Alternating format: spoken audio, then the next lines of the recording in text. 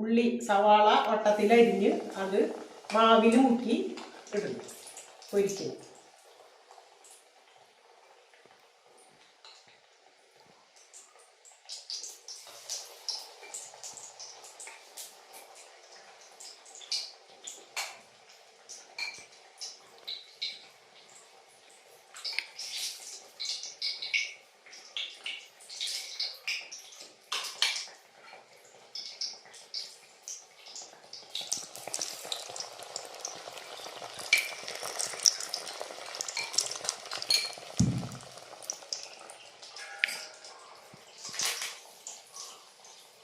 ഇങ്ങനത്തെ ബജ്ജികളൊക്കെ നമുക്ക് വീട്ടിൽ തന്നെ ഉണ്ടാക്കി കുട്ടികൾക്ക് കൊടുക്കാനും നമുക്ക് ചായക്ക് കഴിക്കാനും 4 മണി പലഹാരമായിട്ട് ചായക്ക് കഴിക്കാനൊക്കെ നല്ലതാണ് കേട്ടോ. ഇങ്ങനെയൊക്കെ വീട്ടിൽ തന്നെ ഉണ്ടാക്കി നമുക്ക് കഴിക്കാം.